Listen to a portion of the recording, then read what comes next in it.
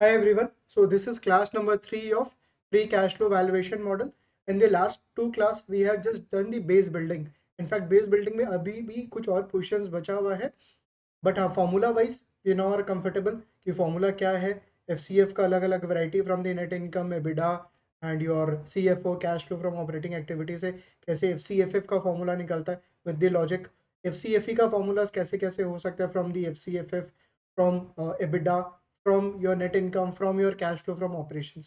So you have a different variety of same type का formulas है, answer same आने वाला in all the given scenarios because ultimately अपने FCFF या FCFE find out कर रहे हैं, right? In the next class जो अपना last class था, sorry last class जो था वहाँ पे अपने डिस्कस किए थे फिक्स्ड कैपिटल इन्वेस्टमेंट्स को लेके, जहाँ पे I took two scenarios. First scenario लिया था no asset sale, second scenario लिया था विद एसेट सेल. जो एसेट सेल वाला फॉर्मूला था उसमें थोड़ा सा और ध्यान में रखने वाला था गेन और लॉस ऑन एसेट सेल, वो चीज़ आपको ध्यान में रखना है. वर्किंग कैपिटल का तो एकदम ईजी है कि करंट एसेट्स और करंट लाइबिलिटीज के मूवमेंट से क्या इंपैक्ट हो रहा है ऑन दी वर्किंग कैपिटल. वहाँ पे 3 आइटम आपको ध्यान में रखना है इन केस ऑफ वर्किंग कैपिटल. एक था कैश एंड कैश इक्विवेलेंट नहीं लेना. सेकंड वाज नोट्स पेबल जो कि इंटरेस्ट बियरिंग होगा तो नहीं लेंगे. Third was current portion of the long term debt which is short term date, वो नहीं लेना आपको. ये चीज़ का प्लीज आप ध्यान में रखिएगा वर्किंग कैपिटल रिक्वायरमेंट के अंदर में, right. Then we spoke about non cash charges कि व्हाट आर दी आइटम्स और what can be the items in case of non cash charges. तो अपना ये हद तक अपना डिस्कशन हुआ था. आज के क्लास में अपने क्या करेंगे, सबसे पहला जो स्टार्टिंग का और भी थ्योरेटिकल पार्ट है वो चीज़ अपने डिस्कस कर लेंगे. उसके बाद विल स्टार्ट विद स्क्वाइजर का सम, जहाँ पे we will apply all those concepts, all those formulas जो अभी तक क्लास 1 और 2 में अपने, राइट. चलिए सबसे पहला स्टार्ट करते हैं. देखिएगा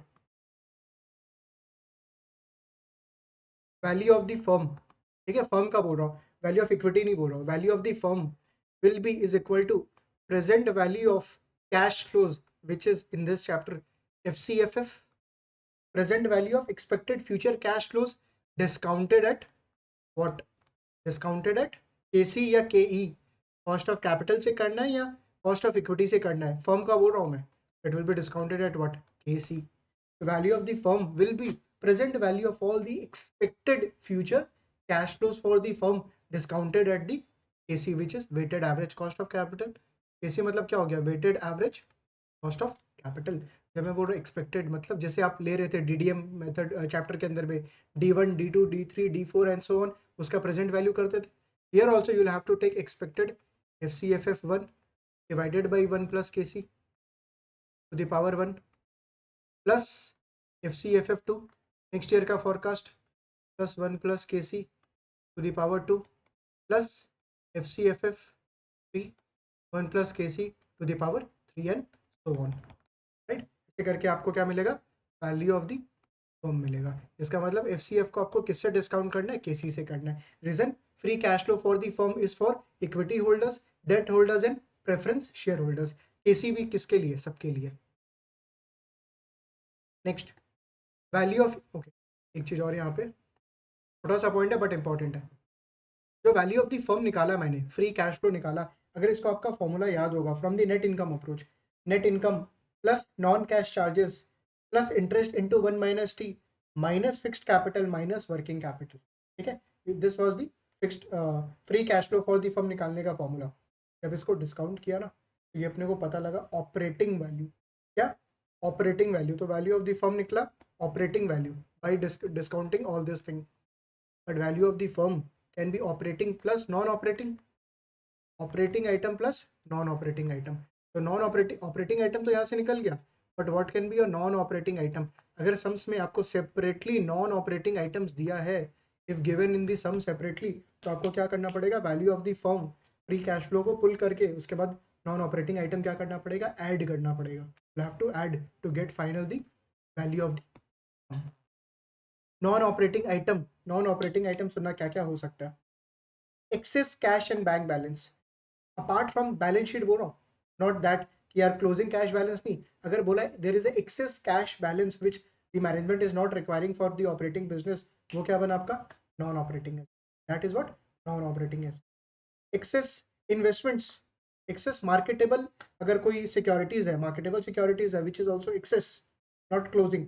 excess marketable securities are that is also what non operating item. And third is any land which is held for investment purpose, क्या बोला, ऑपरेशंस के लिए नहीं, बिजनेस ऑपरेशंस के लिए नहीं, इन्वेस्टमेंट पर्पस के लिए अगर कोई लैंड होल्ड करके रखा है बिजनेस और the management, that will also be treated as what, non operating items. तो नॉन ऑपरेटिंग आइटम्स में तीन चीज आ जाएगा, एक हो जाएगा excess cash and bank balance, second क्या बोला, जो आपका मार्केटेबल सिक्योरिटीज है which is also excess, that will be a part of non operating item, and third क्या बोला, थर्ड वाला चीज याद करो, एक बार ट्राई करो याद करने का, पहला कैश, उसके बाद क्या था मार्केटेबल सिक्योरिटीज, थर्ड क्या था लैंड, इन्वेस्टमेंट पर्पज वाला।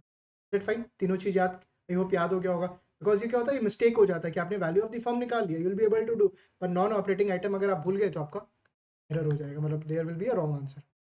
और पता है सीएफए के इंस्टीट्यूट के अंदर में ऑप्शंस पे इंटरटेन करता है, it might entertain without non operating item. तो ये अपना वैल्यू ऑफ द फर्म हो गया। Second is value of equity, second is value of the equity. तो देखो वैल्यू ऑफ द फर्म कैसे निकाला, एफसीएफ को डिस्काउंट करके, किससे, केसी से। वैल्यू ऑफ द इक्विटी कैसे निकलेगा, value present value of FC F E discounted at what, discounted eight A, cost of equity. That fine, समझ में आ रहा है, क्योंकि न्यूमरेटर को आपको उसके जो डिनोमिनेटर से मिलता जुलता से आपको डिवाइड करना है, you can not take F C F E ले रहा है न्यूमरेटर में और नीचे के सी ले रहा है, मिसमैच नहीं होना चाहिए। न्यूमरेटर में if you are taking for equity holders, in denominator also you should take return for the equity holders, please ये चीज का ध्यान रखना। क्या बोला कि न्यूमरेटर में if you are taking for the firm, denominator में भी आपको क्या लेना है, फर्म के लिए लेना है। और in case of F C F E also, numerator में अगर एफ सी एफ ई ले रहा है तो डिनोमिनेटर में क्या लेना है, रिक्वायर्ड रिटर्न और cost of equity for the. ये वन ऑफ द मेथड है वैल्यू ऑफ द इक्विटी निकालने का। एक मेथड है present value of FC discounted eight के ई। सेकेंड मेथड सुनना, it's very easy, value of equity निकालने का। अगर आपने वैल्यू ऑफ द फर्म निकाल लिया, ये वाले से, फर्स्ट वाले से वैल्यू ऑफ द फर्म निकाल लिया, बट ये तो वैल्यू ऑफ द फर्म निकला, निकालना क्या अपने को, वैल्यू ऑफ इक्विटी का मतलब वैल्यू ऑफ द फर्म के अंदर में प्रेफरेंस भी छुपा हुआ है, डेट भी छुपा हुआ है। वैल्यू ऑफ द फर्म के अंदर में preference is also lying, debt is also lying, तो क्या करें, उसको हटाओ, will have to do minus market value of debt minus market value of, right. ये आपको दिया हुआ रहेगा सम्स में, डोंट वरी कि डेट प्रेफरेंस का मार्केट वैल्यू कैसे निकलेगा एंड ऑल, तो this will be given in this sum. Value of the firm will be will then will have to reduce market value of debt minus market value of preference shares. तो ये क्या निकला, value of the equity निकालने का एक और तरीका क्या हुआ, sir F C F E नहीं दिया हुआ है बट सम्स में बोला है एफ सी एफ एफ के through value of the equity निकालना है, तो वैल्यू ऑफ द फर्म निकाल लो, उसके बाद market value of debt and कर लो, you will get what, right, easy. Third चीज सुनना, when we will prefer FCFF over FCFE, कब अपने FCFF को प्रेफर करेंगे एज कंपेयर टू CFE, उसके पहले क्वेश्चन पूछ रहा हूं मैं, बिकॉज वो इसी से यहाँ पे रिलेशन बन जाएगा। If company is taking leverage, ठीक है, लेवरेज मतलब क्या हुआ, डेट, लेवरेज मतलब क्या हुआ, डेट, क्या लेवरेज या डेट FCFF को इफेक्ट करता है या FCFE को, whether leverage or debt it affects FCFF और FCFE, FCFE को इफेक्ट करेगा, FCFF को इफेक्ट नहीं करेगा।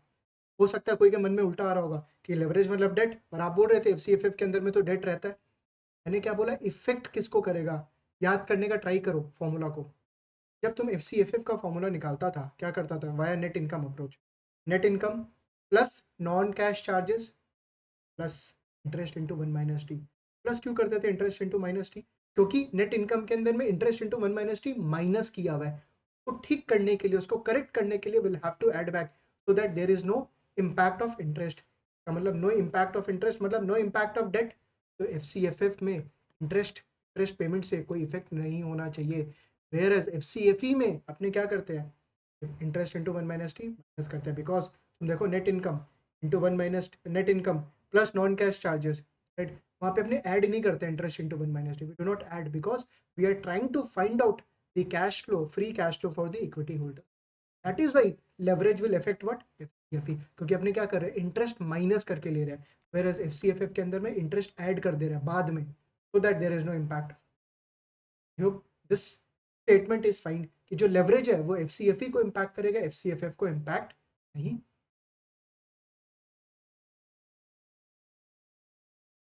यहाँ पे मैं लिख देता हूँ no impact of leverage, leverage का कोई इम्पैक्ट, यहाँ पे impact of leverage will be there, will be right. अब यहाँ पे बात आ रहा था एफसीएफएफ को कब अपने एफसीएफई से ज़्यादा सुपीरियर मानेंगे, मतलब एफसीएफएफ को कब प्रेफर करेंगे। सबसे पहला, if capital structure is volatile, क्या बोला, अगर कैपिटल स्ट्रक्चर क्या है, वोलाटाइल है। वोलाटाइल मतलब क्या, डेट इक्विटी कभी 2 टाइम्स है, कभी 3 टाइम्स है, कभी 4 टाइम्स है। अगर कैपिटल स्ट्रक्चर वोलाटाइल है तो it's very difficult to determine ना कि कितना डेट होगा, it's very difficult to determine कितना डेट होगा। In that scenario we will prefer what, FCFF. अगर कैपिटल स्ट्रक्चर क्या बोला, वोलाटाइल है, तो अपने को क्या प्रेफर करना है, एफसीएफएफ प्रेफर करना है। सेकंड, इफ एफसीएफई इज नेगेटिव, एफसीएफई क्या है, नेगेटिव है, ये वाला एफसीएफई अगर नेगेटिव है तो अपने FCFF. Also if FCFE is negative and there is significant debt, क्या बोला, there is significant debt। अगर FCFE नेगेटिव है तो अपने FCFF को प्रेफर करेंगे, और अगर डेट सिग्निफिकेंट है then also we will prefer what, FCFF। Reason, अगर डेट सिग्निफिकेंट है ना तो आपको क्या प्रोजेक्ट करना पड़ेगा कंपनी के लिए, इंटरेस्ट एक्सपेंस। अगर डेट सिग्निफिकेंट है what will have to predict, interest expense. तो इंटरेस्ट एक्सपेंस को प्रेडिक्ट करना obviously will be difficult, because अगर वोलेटाइल है कैपिटल स्ट्रक्चर, कभी डेट कम हो रहा है, कभी इक्विटी ज्यादा हो रहा है, it's very difficult. In that scenario FCFE we will not prefer and we will prefer what, FCFF का प्रेफर होगा अगर कैपिटल स्ट्रक्चर वोलेटाइल है। एंड सेकंड, एफसीएफई क्या है, negative and there is a significant debt. क्योंकि देखो अगर तुम डेट ले रहा है, डेट ले रहा है, देखो नेट बोरिंग हो जा रहा है, नेट बोरिंग याद है, net income into one net income plus non-cash charges minus fixed capital minus change in working capital plus what, net borrowing। तो FCFE क्या होता है, बिकॉज ऑफ बोरिंग इंक्रीज हो जाता है, बिकॉज ऑफ बोरिंग FCFE क्या हो जाता है, इंक्रीज हो जाता है, राइट। अब जब यहाँ पे बोरिंग का बात आया, नेट बोरिंग, नेट बोरिंग जो अपने FCFE में लास्ट वाले में ऐड करते थे, पूरा फॉर्मूला में लास्ट में ऐड करते थे, तो नेट बोरिंग का मतलब क्या होता है, बोरिंग माइनस रीपेमेंट। नेट है ना, नेट मतलब बोरिंग कि कितना तुम ग्रॉस, कितना बोरो किया ड्यूरिंग द ईयर और कितना रीपे कर दिया, तो नेट नेट कितना बोरो किया, how much you have actually what borrowed. Gross boring के अंदर में लॉन्ग टर्म लेना है या शॉर्ट टर्म, दोनों लेना है, short term and long term both you will have to. Short term में if you remember working capital, working capital में अपने क्या आइटम छोड़े, cash and cash equivalent, notes payable which are interest bearing, वो यहाँ पे लेना पड़ेगा, इंटरेस्ट बियरिंग नोट्स पेबल लेना अपने को। एक और आइटम क्या छोड़ा हुआ था वहाँ पे, शॉर्ट टर्म डेट, क्या, तो ग्रॉस बोरिंग नेट और नेट बोरिंग के अंदर में आपको short term plus long term दोनों लेना है। शॉर्ट टर्म के अंदर में you will have to take the notes payable and second is what, short term debt also you will have to. क्या था, ये छोटा छोटा पॉइंट है बट ऑब्वियसली सम्स में बहुत ज़्यादा हेल्प होता है, अपने सम्स करेंगे तो ये सब सारा चीज़ वापस से वहाँ पे आएगा, you should be able to understand. इसलिए मैं बोला कि एक बार सबसे पहला जो बचा हुआ पोर्शन है वो स्टार्ट, वो कंप्लीट कर लो, उसके बाद सम्स कराने में ईजी होगा, because will be able to apply all this concept, right. Okay, now talking about कब अपने FCF प्रेफर करेंगे ओवर DDM, क्या बोला, कब अपने FCF प्रेफर करेंगे over DDM। This portion was there in your last chapter also, DDM के अंदर में भी था कि DDM कब प्रेफर करेंगे, FCF कब प्रेफर करेंगे, वापस से यहाँ पे आ रहा है कि FCF कब प्रेफर करेंगे ओवर DDM। सबसे पहला, if the company is not having a track record of dividend, अगर कंपनी का कोई ट्रैक रिकॉर्ड नहीं है डिविडेंड का, या डिविडेंड पे कर रहा है but it is very low, it is very low, then in that scenario we will prefer what, CF as compare to DDM। Second, if FCF is positive, free cash flow क्या है, अगर positive है then we can prefer FCF, तो अपने क्या FCF वहाँ पे use करेंगे। Third, if the company is thought, the target company is thought from the acquisition point of view, target company को क्या प्लान कर रहे हैं, एक्वायर करने का, मतलब we are planning to have a controlling stake, क्या ले रहे हैं अपने, कंट्रोलिंग स्टेक ले रहा है, मतलब ऑल द डिसीजंस कि कहाँ से कैश रीडिप्लॉय करके कहाँ पे लगाना है, all the decisions are taken by the controlling stake holders. In that scenario we shall use what? FCF over DDM. Is that fine? Third fourth आपका जो FCFE, अच्छा वो तो उसके अंदर में आ जाएगा FCFE और FCFF. मेरे दिमाग में चल रहा था अगर FCFE नेगेटिव है तो वो तो यहाँ पे आ गया FCFE अगर नेगेटिव है. In that scenario we will prefer what? FCF. वो आया था comparison between FCFF and FCF. चलिए अब क्या कर रहे हैं, यहाँ पे अपने सम्स में जा रहे हैं बिकॉज 2 क्लास हो चुका है यहाँ पे. तो देखो यहाँ पे मैं दिखा दे रहा हूँ कि कौन कौन सा पोर्शन अपने कवर कर लिए. दिस इज बेसिक्स, सब सारा बेसिक है जो अपने स्टार्टिंग में डिस्कस किए थे. डायग्राम बना हुआ है जो मैं आपको ऑलरेडी स्टार्टिंग में डायग्राम बना के दिखाया था फ्लो ऑफ फ्लो का. LOS number 1, compare the free cash flow to the firm and free cash flow to the equity approaches to the valuation. सब सारा चीज़ अपना डिस्कशन हो गया. अच्छा इसके अंदर में एक और पार्ट है एडजस्टेड प्रेजेंट वैल्यू. मैं इसको बाद में पिकअप करता हूँ एडजस्टेड प्रेजेंट वैल्यू बिकॉज ये थोड़ा सा अलग सा है, तो मैं लास्ट में पिकअप. ओनरशिप पर्सपेक्टिव ये सारा चीज़ अभी बात की. एलियस नंबर बी की कब अपने प्रेफर करेंगे F C F over DDM. Questions में आ रहा हूँ मैं. Module quiz 21.1. Chamber group is analysing the potential take over of out menu incorporation. Chamber incorporation okay. Chamber has gathered the following data on out menu. यहाँ पे देखो सबसे पहला chamber group is the acquirer company. उसका potential target company क्या है? Out menu. वो बोल रहा है कि आउट मेन्यू के लोग ने कुछ डेटा गैदर किया. All figures are in million of dollars. ठीक है. उल्टा देखो यहाँ पे 2020, 21, 22, 23 नेट इनकम दिया हुआ है नेगेटिव है 23 में. FCFE नेगेटिव है, FCFE नेगेटिव है, FCFF पॉजिटिव है. डिविडेंड्स है, डेट टू इक्विटी 84, 78, 91, 93.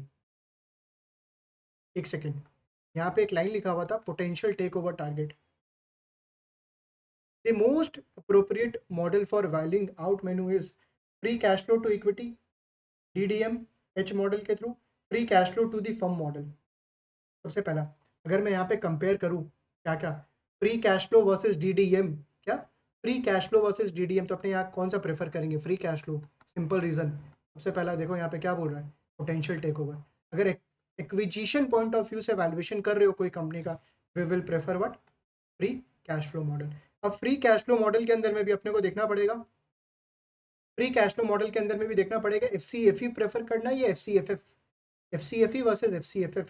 तो यहाँ पे देखो आपका नेट इनकम नेगेटिव है, FCFE नेगेटिव है, नेट इनकम इज नेगेटिव. तो अगर नेट इनकम नेगेटिव है तो कौन सा प्रेफर करते हैं अपने? ठीक. अगर नेट इनकम नेगेटिव है तो अपने क्या प्रेफर करेंगे? ठीक है. और ऑल्सो यहाँ पे देखो डेट इक्विटी क्या वॉलेटाइल है 84, 78, 91, 93. Which model we will prefer? Number C, और free cash flow to the firm model. अब यही चीज़ हुआ ना, ये सारा चीज़ मैंने आपको थ्योरेटिकली बताया, बट आप अप्लाई कैसे करोगे? तो सम्स में आप अप्लाई कर पाओगे. सॉरी आप 10 बार भी पढ़ लो, until unless you are not able to apply in this sums, तो जितना भी पढ़ा हुआ वो आपका वेस्ट हो जाएगा. आपको थोड़ा सा एनालिटिकल माइंडसेट से आपको देखना पड़ेगा if there some theory how you can apply in this sums. जैसे यहाँ पे अपने थ्योरी को सम्स में अप्लाई कर रहे थे. Question number 2. An analyst calculates firm's value using a single stage model on December 31st, 2023. Single stage model, यहाँ पे देखो बात नहीं हुआ, but since we have a background of DDM तो फॉर्मूला सेम रहने वाला है. Value of the firm is the FCFE 2024 expected. अच्छा 2023 का पूछा, तो अगर अपने करंट ईयर में खड़े हैं तो नेक्स्ट ईयर का अपने क्या लेते थे? D1 डिविडेंड डिस्काउंट मॉडल में. तो यहाँ पे क्या लेंगे? FCFE 2024 नेक्स्ट ईयर का divided by RE minus G. FCFE है ना, RE माइनस जी, बट ये तो वैल्यू ऑफ द फर्म है. Oh market value of debt add कर दिया. क्या किया?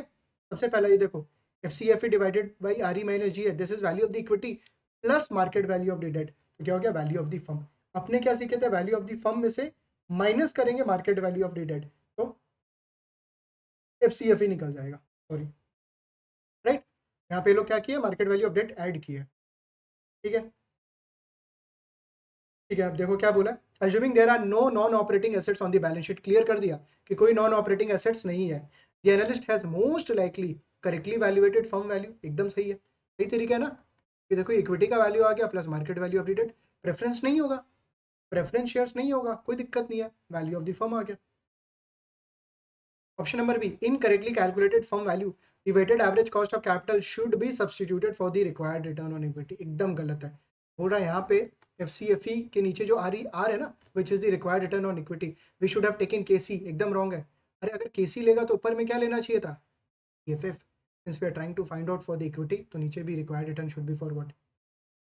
Option number C, incorrectly calculated firm value, the weighted average cost of capital should be substituted for the required return on equity and FCFE should be substituted for FCFE 2000। बकवास बोल रहा है, बोला वही वापस से बात कर रहा है कि केसी लेना चाहिए, एकदम गलत है। और FCFE 2023 into 1 plus growth, this is तब भी फाइन कि जो नेक्स्ट ईयर का एक्सपेक्टेड FCF है विच इज करंट ईयर का FCFE into 1 plus D, तो ये वाला तब भी ठीक है। बट यहाँ पे तो ऑलरेडी ये लोग ले लिया, कोई प्रॉब्लम नहीं है। बट ये तो एकदम गलत है कि केसी लेना चाहिए, not acceptable. Option number A is correct. एलियस नंबर सी, आप लोग चेक कर लेना, सारा फॉर्मूलाज मैंने ऑलरेडी यहाँ पे बता दिया, सब कुछ यहाँ पे मेंशन किया हुआ है, non cash charges everything. Calculating fix capital investments with no long term asset sale, एकदम इजी। बोला जहाँ पे अगर कोई एसेट सेल नहीं हुआ है तो क्या सीखे अपने, सबसे पहले अगर ग्रॉस ब्लॉक दिया हुआ है तो ग्रॉस ब्लॉक का मूवमेंट ले लो, that will be your addition और डिलीशन, सिंपल। अगर ग्रॉस ब्लॉक नहीं दिया हुआ है सम्स के अंदर में, डायरेक्टली नेट ब्लॉक दिया तो नेट ब्लॉक का मूवमेंट प्लस क्या, depreciation from the income statement. तो देखो यहाँ पे क्या बोल रहा है, air brush incorporation financial statement for 2003 include the following information, selected financial data 2022, देखो उल्टा दिया हुआ है प्लीज, 2022 2023 ग्रॉस पीपी 4150 5000, यहाँ पे ग्रॉस पीपी दिया हुआ है तो मूवमेंट कितना हो जाएगा 850 का। और यहाँ पे क्या हुआ, वैल्यू इंक्रीज हुआ, मतलब there is what, addition, increase हुआ 850 से। एक्यूमुलेटेड डेप्रिसिएशन 300, ठीक है। नेट पीपीई चेक करो कितना से इंक्रीज हुआ है, 550 से इंक्रीज हुआ है, 550 प्लस डेप्रिसिएशन 300 कितना आएगा 850, और जो अपने ग्रॉस पीपी से भी निकाल रहे थे 850। तो क्या पूछा, there was no sales of PP during the year, depreciation expense was 300, calculate Airbrush fixed capital investment for 2020, 850 का एडिशन हुआ। Next, suppose that Airbrush reports capex of 1400, बोला कि मान लो कि 1400 का कैपेक्स रिपोर्ट कर दिया, long term asset sale of 600, long term asset sale, अच्छा बोला एसेट्स को बेचा at 600 and depreciation expense of 850, इसका कुछ करना क्या है, नहीं करना है। अरे वो तो अपने को अगर नेट ब्लॉक वगैरह दिया हुआ रहता then we would have used depreciation expense वगैरह। The long term asset sold were fully depreciated, पूरा की जो एसेट बेचा ना पूरा का पूरा डेप्रिशिएट हो गया, मतलब डेप्रिसिएशन के अंदर में इंक्लूड हो गया सब कुछ। Calculate airbrush revised fixed capital investment for 2020. It will be capex minus what? Sale proceeds. So 1400 minus what? 800.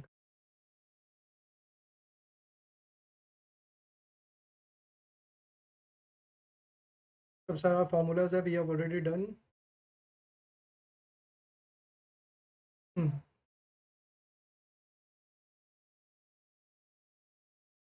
Module quiz 21.2 and 21.3. Use the following information to answer question number 1 से 3 तक.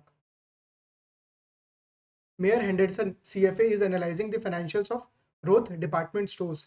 He intends to use a FCFF model to value Roth's common stock. आराम से बोल रहा है कि ये जो हेंडरसन है is analyzing the financials of Roth department store and he will value the stock basis on FCFF model. FCFF में FCFF निकालेगा वो, उसके बाद क्या करेगा, डेट वगैरह माइनस करेगा, प्रेफर्ड इक्विटी माइनस करेगा, तो क्या मिलेगा उसको, स्टॉक का वैल्यू, इक्विटी का वैल्यू मिलेगा। In the 2023 financial statement and footnotes, he has identified the following items. Item number 1, Roth reported depreciation and software amortization of 23 million in 2023, ठीक है, इसको ऐड करना अपने को। Item number 2, DTL increased by 17 million in 2023, पूरा DTL increase हुआ, इसका मतलब प्रोविजनिंग बनाया है, उसको माइनस किया हुआ रहेगा पीएनएल में, तो अपने को क्या करना पड़ेगा, ऐड करना पड़ेगा। प्लीज लिखते जाना, 23 को अपने को क्या करना है, ऐड, 17 को क्या करना है, ऐड, लिखते जाना प्लीज ये चीज। Item number 3, Roth reported net income of 6 million in 2023 from the reversal of previous restructuring charges, पूरा कि रिवर्सल हुआ है प्रीवियस रीस्ट्रक्चरिंग चार्जेस से, उसका इनकम ये लोग क्या किया, रिकॉग्नाइज किया, तो ऐड हुआ है, तो कैश फ्लो निकालने के लिए क्या करना पड़ेगा, minus, because there is no actual cash ना, तो एक्चुअल तो है नहीं, माइनस करना है, 6 को प्लीज माइनस करना है, लिख लेना। आइटम नंबर 4 तो नेट इनकम है। Item number 5, the net increase in the non-cash net working capital accounts was 47 million. तो बोल रहा है कि जो वर्किंग कैपिटल है करंट एसेट्स कितना से इंक्रीज हुआ 47, तो चेंज क्या करना है अपने को minus, because current assets increase हुआ. Item number 6, net capital spending total 86 million in 2023. तो 86 मिलियन क्या फिक्स्ड कैपिटल, ये क्या करना है minus. Both reported interest expense of 19 million. FCFF के लिए इंटरेस्ट एक्सपेंस कुछ करना है क्या, करना है, क्योंकि अपने को क्या करना है पोस्ट टैक्स इंटरेस्ट ऐड करना पड़ेगा. Will have to add 19 million into post tax interest. देखते हैं अब क्या क्या बोला है. Henderson estimated Road's marginal tax rate to be 35%. He also expects Road to be profitable for the foreseeable future. So he does not expect the DTL to clarify कर दिया. बोला DTL क्या रिवर्स नहीं होने वाला है. क्यों, क्योंकि आगे में क्या होने वाला है प्रॉफिट, तो प्रॉफिट होगा क्या उसका टैक्स लायबिलिटी. तो DTL is not expected to reverse. So we will factor in DTL का calculation. As the base year projection for his FCFF calculation, Henderson calculate FCFF for 2023. चलो देखते हैं, यहाँ पे लोग दिया हुआ है पूरा. 173 प्लस 23 क्या था डेप्रिसिएशन, दिस इज फाइन. 6 क्या था DTL इंक्रीज हुआ, तो ये माइनस हुआ था प्लस करना था, तो this is DTL was increased, ये माइनस हुआ था क्या किया है प्लस. ओके ओ सॉरी 6 तो ये है ना इनकम है, सॉरी मैं DTL देख रहा था. DTL क्या इंक्रीज बाय 17 मिलियन, तो ये प्लस होना चाहिए था, हाँ प्लस किया हुआ है ठीक है. 6 मिलियन क्या reversal of previous restructuring charges, तो नेट इनकम में प्लस हुआ है, तो मेरे को माइनस करना चाहिए था, यहाँ पे क्या कर रखा है लोग प्लस, ये रॉन्ग है. Net increase in the net working capital by 47, तो माइनस होना चाहिए था, हाँ माइनस हुआ है. नेट कैपिटल स्पेंडिंग 86 माइनस हुआ है. इंटरेस्ट एक्सपेंस क्या होना चाहिए था ऐड 19 इंटू पोस्ट टैक्स, हाँ तो ऐड किया हुआ है. तो one of the item is wrong, DTL wrong है आपका. DTL नहीं, ये रिस्ट्रक्चरिंग चार्जेस वाला ठीक है. 6 मिलियन वाला रॉन्ग है ट्रीटमेंट. देखते हैं क्वेश्चन में क्या पूछा है. In implementing the FCFF model to value Roth did Hedenson correctly treat item number 1 and 2. What was item number 1 and 2. Depreciation plus किया हुआ है परफेक्ट, DTL प्लस किया हुआ है perfect. Both of the items are what. Option number A. Question number 2. In implementing the FCFF model to value Roth, did Henderson correctly treat item number 3 and 4? What was 3 and 4? 3 was reversal of the restructuring, ये wrong है, and 4 तो net income है, इससे तो start कर रहे हैं, so one of the item is wrong. One item was treated correctly and other was incorrectly. Option number B. Question number 3. In implementing the FCFF model to value Roth, did Henderson correctly treat item number 5 and 7? 5 minus करना था और 7 क्या करना था add करना था post tax, ये भी करेक्ट है. Both items are. Moving to question number 4. Imagine that we are provided the following information for a firm. Net income, working capital investments, beginning gross fixed assets, ending gross fixed assets, accumulated depreciation 30 beginning का और closing कितना 40, depreciation expense 27, net borrowing 0, clear कर दिया, net boring कुछ नहीं है. In addition, a piece of equipment with the original book value of 19 was sold for 10. पूरा original book value asset कितना था 19, सेल कितना में किया 10. The equipment had a book value at the time of sale was $2. पूरा जब cell किया ना उस समय बुक वैल्यू कितना था 2, तो 2 का सामान बेचा 10 में, 2 का सामान बेचा 10 में, कितना का गेन 8 का गेन. देखो ना बुक वैल्यू बोल रहा सेल के टाइम पे 2 था and sale value was 10, gain was how much 8. The gain was classified as unusual. Free cash flow to equity is closest to FCFE निकाल. We'll have to find out what FCFE. कौन सा approach है net income के through, net income के through. चलो निकालते हैं.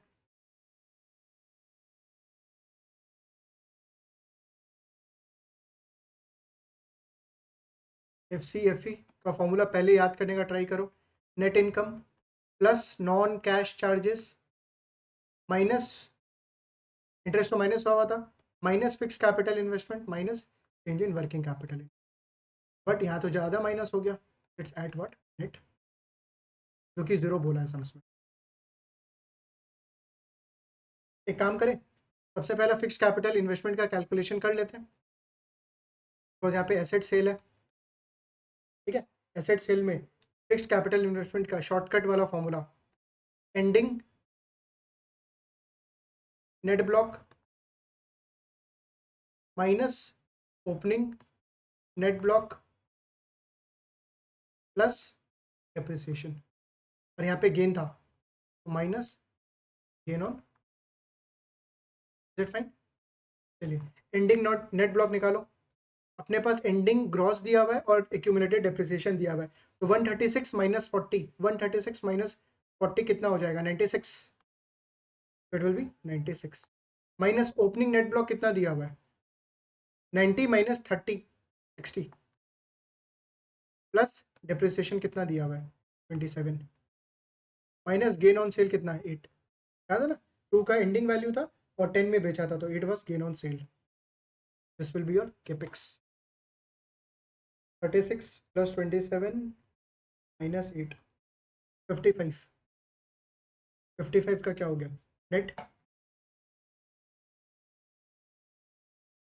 तो नेट इनकम आपको दिया हुआ था सम्स के अंदर में 50 plus non cash charges depreciation कितना था 27, एक सेकेंड, नॉन कैश चार्जेस में यहाँ पे 2 आइटम है, एक है डिप्रिसिएशन, एक है गेन ऑन सेल। प्लीज़ ये गलती मत करना, ऐसा मत करना गेन ऑन सेल नहीं लिया, क्योंकि नॉन कैश चार्जेस में बार बार डिप्रिसिएशन बोल रहा हूँ, but you will have to understand कि और भी आइटम्स था, गेन ऑन सेल भी लेना अपने को, तो गेन ऑन सेल क्या करना अपने को यहाँ पे माइनस,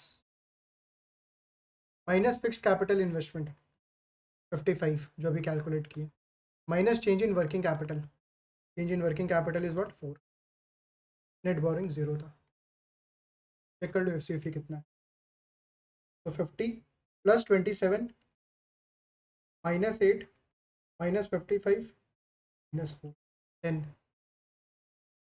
$10, फाइन।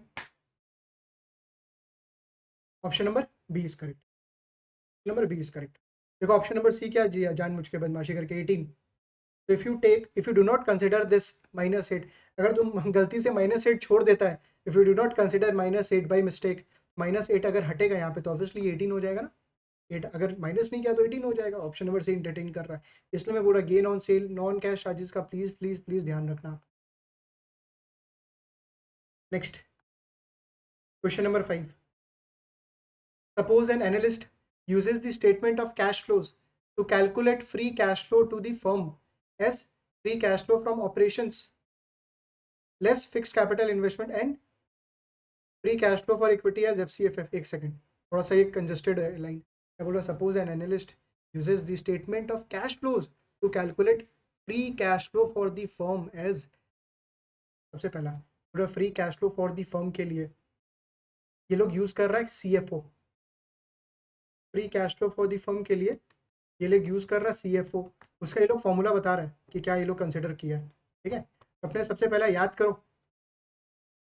CFO अगर स्टार्ट करते हैं free cash flow for the firm के लिए, CFO में अपने क्या क्या आइटम एडजस्ट करेंगे, नॉन कैश चार्जेस नहीं करना बिकॉज CFO में आ चुका already, interest into 1 minus T add करना है क्या, यस ये माइनस हुआ है, minus fixed capital investment, working capital investment का कोई चेंज नहीं आने वाला बिकॉज CFO में आ चुका, राइट। देखते क्या बोल रहे हैं लोग, as the CFO less capital investments, ठीक है, बट ये लोग ये नहीं बोला इंटरेस्ट इंटू 1 माइनस टी नहीं बोला, and free cash flow to equity as, अच्छा free cash flow to equity का भी कैलकुलेशन बता रहा है, इससे FCFF से कैलकुलेटेड एज बिफोर, सबसे पहला ये वाला तो गलत है, वो लोग जो स्टेटमेंट दे रहा है वो रॉन्ग है, reason in post tax interest has not been added, और बोल रहा है FCFE कैलकुलेट करेगा फ्रॉम दी FCFF जो रॉन्ग था से कैलकुलेट कर रहा है, ठीक है, CFF से calculated as before plus net borrowing, और FCFF प्लस नेट बोरिंग कर रहा है, ठीक है। The firm has a short-term and long-term debt on its balance sheet. As the analyst correctly stated, overstated or understated FCFF and आराम से समझो। सबसे पहला चीज, अगर तुम FCFF के अंदर में जो सम्स में बोला है कि ये चीज को कंसिडर नहीं किया तो प्लस नहीं किया, इसका मतलब चीज अंडरस्टेट हो गया, कोई चीज को अगर इंक्रीज नहीं किया तो this has been what understated, तो FCFF is what understated, reason बता दिया, इंटरेस्ट इंटू 1 माइनस टैक्स नहीं कंसिडर किया, has not been added. FCFE पूछ रहा है, अंडर स्टेट किया, ओवर स्टेट किया या करेक्ट है। तो देखो अपने जानते थे एफसीएफएफ जब स्टार्ट करते हैं एफसीएफएफ से तो अपने क्या करते हैं, एफसीएफएफ के अंदर में plus interest into 1 minus T add किया हुआ है, अपने क्या करते थे, इक्विटी के लिए निकाल रहे हैं minus interest into minus T, plus करते थे नेट बोरिंग, राइट। बट जब यहाँ पे इस सम्स के अंदर में ऐड किया ही नहीं तो माइनस क्यों करना, चीज को समझो। ये जो कैलकुलेट किया ना F C F F, sums में बोला कि एफ सी एफ एफ जो यहाँ से निकाला है वही लेना है, तो एफ सी एफ एफ के अंदर में जब interest into 1 minus T add किया ही नहीं तो फिर बाद में माइनस क्यों करना, तो करना नहीं है इस सम्स के लिए, प्लीज इस सम्स के लिए नहीं किया, इसका मतलब ये वाला फॉर्मूला करेक्ट इस सम्स के लिए, प्लीज माइंड इट, इस सम्स के लिए ये फॉर्मूला क्या करेक्ट, क्योंकि अगर एफ सी एफ एफ के अंदर में interest into 1 minus T add करता we would have to subtract, but that has not been added, that is why we have not required to subtract, simple, this is what perfect, ठीक है, correct है ये perfect. तो question number 5 में देखो overstated correct, understated understated understated and correct, question number C यहाँ पे correct. Next देख रहा हूँ कितना बड़ा समय, so that we can plan accordingly. यहाँ पे नीचे आंसर्स दिया हुआ है, क्या बोला है कैलकुलेट करने के लिए,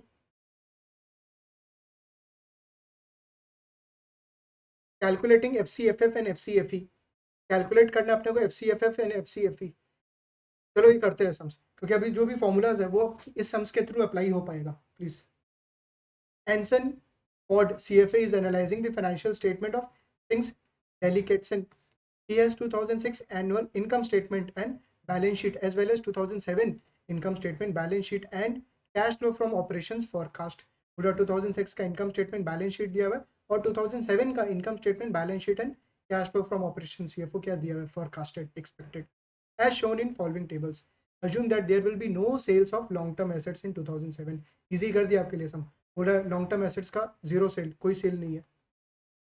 calculate F C F F and F C F E for 2007, अपने को एफ सी एफ एफ और F C F E calculate करना है। कौन सा अप्रोच से, देखो कोई भी अप्रोच फॉलो करो आप आंसर सेम आने वाला है, आंसर विल बी सेम, मैं आपको दिखाऊंगा अभी।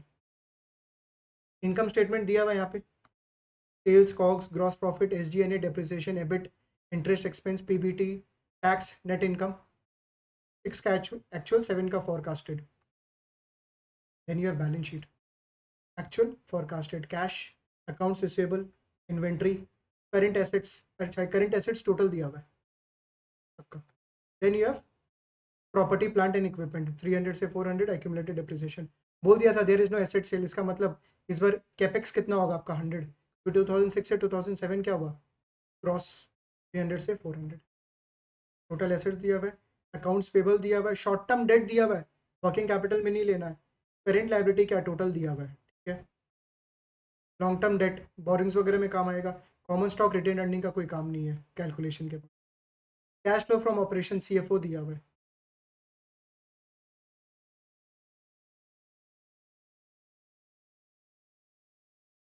तो ये लोग एक्चुअली क्या किया है,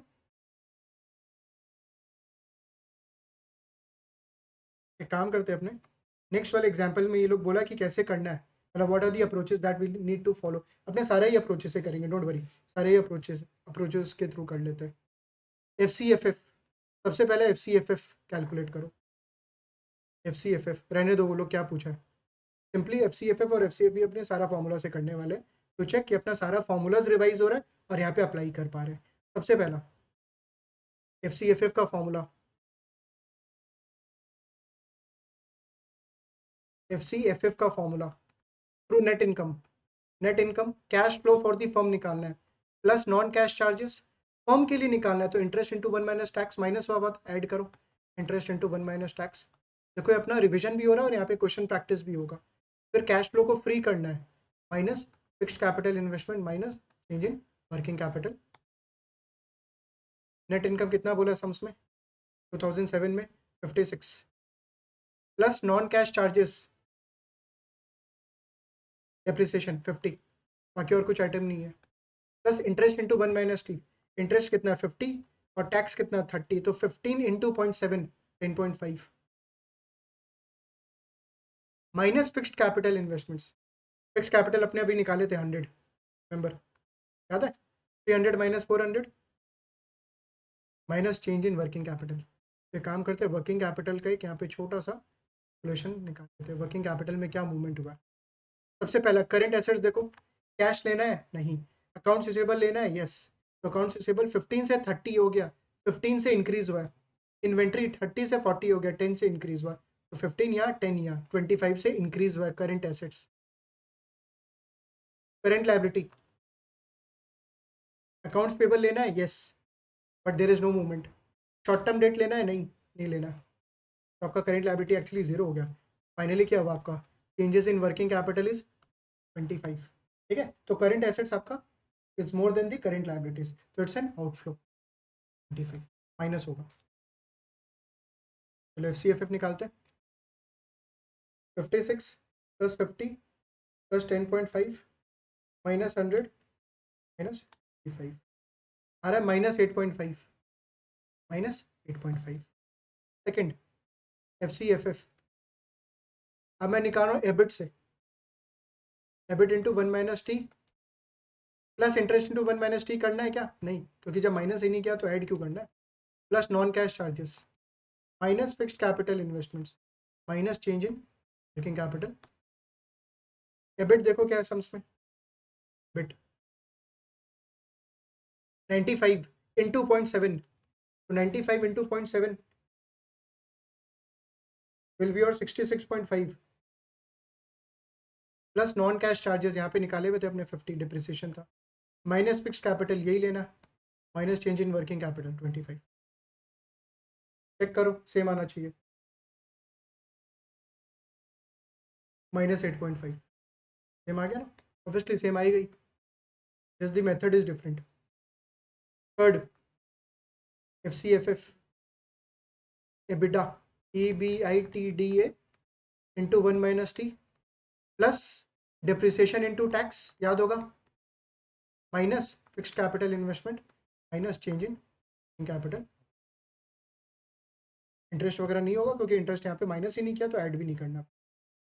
एबिटा देखो कितना है, डायरेक्टली नहीं दिया हुआ एबिटा, बट एबिटा और डिप्रिसिएशन है, तो 95 plus 50 that will be your EBITDA 145।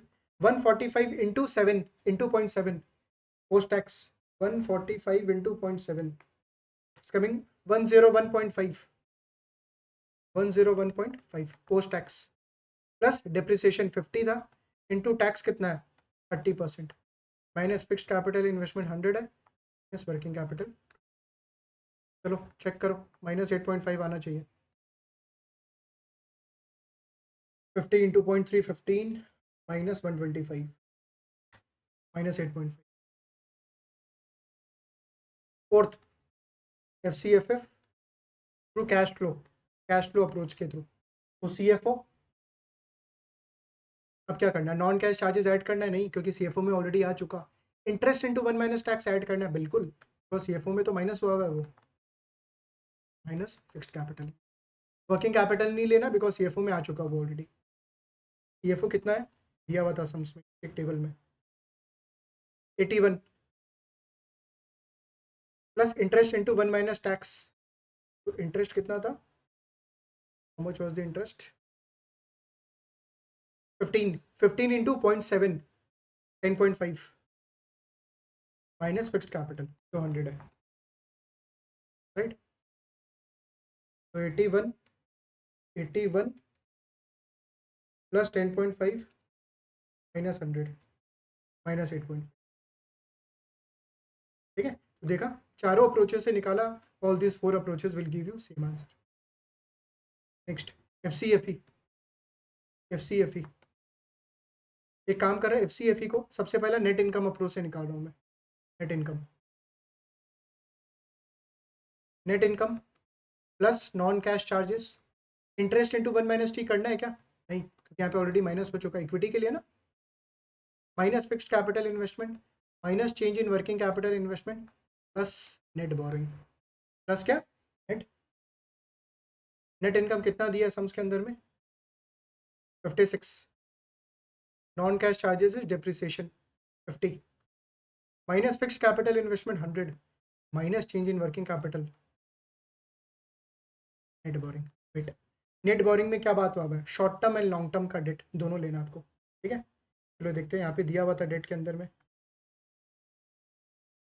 Short term date 10 से 20 हुआ, मतलब 10 का बोरिंग इंक्रीज हुआ। लॉन्ग टर्म डेट 100 से 114 हुआ, 14 से इंक्रीज हुआ। तो 14 प्लस 10, 14 प्लस 10 24 का आपका क्या नेट प्लस क्या 20, एफसीएफ निकालो। 56 प्लस 50 माइनस 125 प्लस 5 पॉजिटिव आ रहा है, 5 पॉजिटिव आ रहा है एफसीएफ 6 एफसीएफ थ्रू एफसीएफएफ, एफसीएफएफ के थ्रू निकालो, एफसीएफएफ जो अपने निकाले हुए उसके थ्रू निकालो। तो एफसीएफएफ, अब इसमें interest into 1 minus T add किया हुआ है, interest into 1 minus T add किया हुआ है ना सब जगह, बिकॉज फॉर्म के लिए निकाल रहे थे वो, तो इसको हटाओ, interest into 1 minus fixed capital यहाँ पे आ चुका, वर्किंग कैपिटल आ चुका, क्या नहीं आया नेट बोरिंग प्लस क्या एफसीएफएफ अपने निकाले हुए थे माइनस 8.5 था, minus interest into 1 minus T, interest was 15 into 0.7 minus 10.5 plus net boring कितना था 24.5 plus 10.5।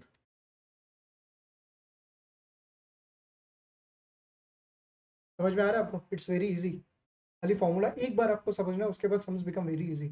Obviously you will get a variety of sums, sums में वैरायटी होगा, बट हाँ एक बेसिक अंडरस्टैंडिंग के लिए सम्स एकदम प्रॉपर है, जहाँ पे you can directly apply that formula.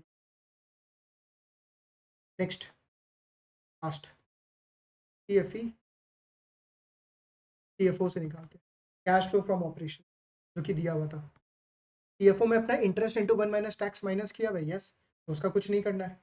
Fixed capital किया हुआ है, किया हुआ है। नॉन कैश चार्जेस किया हुआ है क्या ऐड, यस किया हुआ है सीएफओ के अंदर में नॉन कैश चार्जेस। और क्या बचा, फिक्स्ड कैपिटल हो गया, वर्किंग कैपिटल हो गया, नेट बोरिंग लेना पड़ेगा अपने को, net cash flow from operation.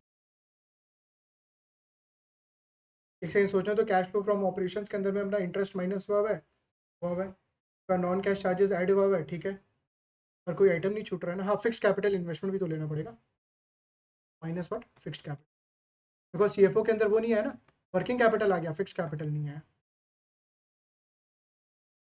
CFO 81, net boring कितना था 24, फिक्स्ड कैपिटल तो 100 था, चेक कर लो प्लीज, 81 प्लस 24, ठीक है। अगेन यू कैन सी एफसीएफई से भी सारा क्या रहा आंसर, कोई सा भी अप्रोच फॉलो करो, इट डजेंट मैटर। एग्जाम में क्या करना है, एग्जाम में डिपेंडिंग ऑन दी डेटा, जो डेटा दिया हुआ है उसके हिसाब से आपको फॉर्मूला लगाना पड़ेगा। हो सकता है सम्स में कैश फ्लो दिया हुआ है तो आपको कैश फ्लो के थ्रू लगाना पड़ेगा, एफसीएफएफ दिया तो एफसीएफएफ के थ्रू लगाना पड़ेगा, नेट इनकम दिया हुआ है तो नेट इनकम के थ्रू लगाना पड़ेगा। तो you must know all the formulas, formulas आपको सारा पता होना चाहिए, कौन सा फॉर्मूला कब अप्लाई करेंगे डिपेंड करता है सम्स में क्या दिया हुआ, राइट।